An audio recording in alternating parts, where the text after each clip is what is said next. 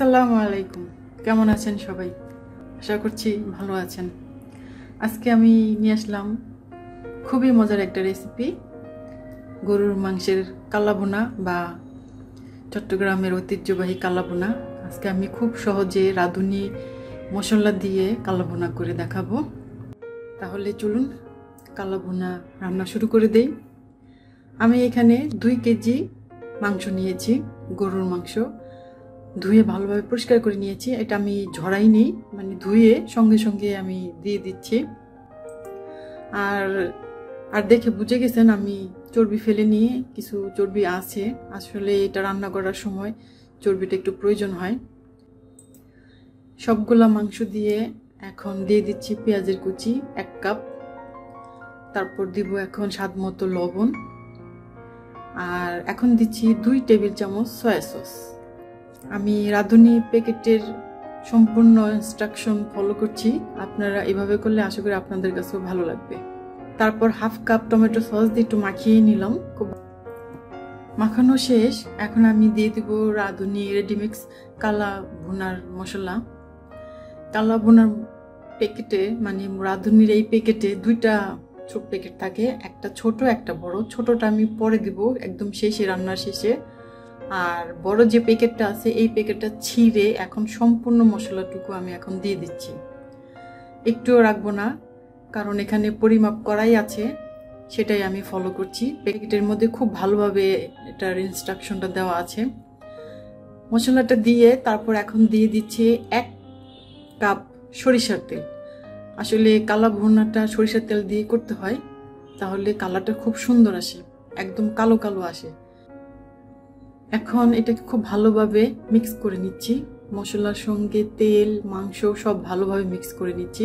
এখানে আর কোনো মশলা প্রয়োজন হবে না, যেমন আদা, রসুন, গরম মশলা ইত্যাদি, ওগুলো কিছুই প্রয়োজন হবে না। এই প্যাকেটের মধ্যে সব কিছু দেওয়া আছে। খুব ভালোভাবে মিক্স করে তারপর এটাকে কুক করবো। আমি চুলার আঁচ জ্বালিয়ে দিয়েছি। এখন এটাকে নেড়ে চেড়ে ঢেকে রান্না করব। একটু সময় রান্না করে আবার এভাবে নেড়ে দিব, বারবার এভাবে নেড়ে দেবো। অল্প আছে, একদম অল্প আছে এই রান্নাটা করতে হয়, কারণ এখানে পানি ইউজ করা হয় না। আর এটাই হচ্ছে এই রান্নার বিশেষত্ব, মানে কালা ভুনার বিশেষত্ব। এখানে পানির পরিমাণ একদম ইউজ করা হয় না, মানে যদিও পানি দেওয়া হয় একদম সামান্য পরিমাণে, খুব বেশি পানি এখানে ইউজ করা হয় না। নর্মালি আমরা যেভাবে অন্য সব মাংস রান্না করি, ভুনা ঝোল রান্না করার সময় যে পানি ইউজ করি, ওইরকম পানি ইউজ করা হয় না। এখানে মাংস থেকে যে পানিটা বের হবে সেই পানির মধ্যে এই কুকটা করতে হয়। তবে যদি খুব বেশি প্রয়োজন হয় একটু পানি ইউজ করা যাবে। আপনারা দেখতেই পাচ্ছেন আমি একটু পরপর নেড়ে দিচ্ছি আর ঢেকে ঢেকে রান্না করছি। এভাবে কিছুটা সময় রান্না করে আমি 1 কাপ পানি নিয়েছি, এখন 1/2 কাপ দিয়ে দিচ্ছি। আমি এর বেশি পানি দেব না, এর বেশি পানি আমার মনে হচ্ছে প্রয়োজন হবে না। তবে আপনারা চাইলে 1 কাপ দিতে পারেন, কারণ প্যাকেটের মধ্যে 1 কাপের কথা বলা আছে। এভাবে এটাকে রান্না করে নিব। আর আপনারা খেয়াল করেছেন এখানে আমি আদা, রসুন, জিরা, ধনিয়া, গরম মশলা কিছু ইউজ করিনি, কারণ আমি যে মশলাটা দিয়েছি, মানে রাঁধুনির প্যাকেট থেকে যে মশলাটা দিয়েছি বড়টা, সেটার মধ্যে সব ধরনের মশলা আছে। এখানে বাড়তি আর তেমন কিছুই প্রয়োজন হবে না। কিছুটা সময় রান্না করে আমি এখন সেই ছোট প্যাকেটের মশলাটুকু দিয়ে দিচ্ছি, যেটা আমি রেখে দিয়েছিলাম, বলেছিলাম পরে দেব, সেটাই এখন দিয়ে দিচ্ছি। দিয়ে এখন এটাকে নেড়ে চেড়ে আবার কুক করব। এর মধ্যে যতটুকু ঝোল দেখা যাচ্ছে এই ঝোলটুকু কিছুই থাকবে না, একদম শুকিয়ে ফেলবো, একদম কালো করে ফেলবো। এটাকে কালো করতে হবে, কারণ এটা নামই হচ্ছে কালা ভুনা। এখন এভাবে কুক করে যাব, কুক করে আমি রান্না করে নেব। আর এর মধ্যে আমি টেস্ট করে দেখেছি মাংস খুব ভালোভাবে সেদ্ধ হয়ে গেছে, আর লবণ একদম পারফেক্ট আছে, তাই আমি আর কিছুই দেইনি। এভাবেই আমি মাংসটাকে একদম কালো করে ফেলবো। হয়ে গেল। এখন আবার ঢেকে দিলাম। ঢেকে দিয়ে কিছুক্ষণ রান্না করে তারপরে আবার ফিরে আসলাম। এভাবে আমি বারবার এই কাজটা করব। এখন ঘন ঘন নাড়তে হবে, যেহেতু এখানে কোনো পানি নেই, একদম শুকিয়ে গেছে, ঘন হয়ে আসছে মশলাটা। এই জন্য এখন বারবার ঢাকনা উঠিয়ে নেড়ে দিতে হবে। নেড়ে নেড়ে এটাকে একদম শুকিয়ে ফেলতে হবে। তো আমি করছি, আপনারা দেখতে পাচ্ছেন একদম সুন্দরভাবে ভুনা হয়ে গেছে, কালা ভুনা হয়ে গেছে গরুর মাংসের।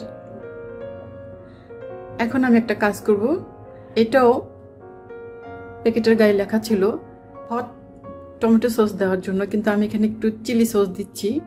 খুবই সামান্য পরিমাণে দেব, 1 টেবিল চামচ বা 1.5 টেবিল চামচ, এর বেশি দেব না। দিয়ে তারপরে আমি 1 কাপ পেঁয়াজের কিউব দিয়ে দিচ্ছি।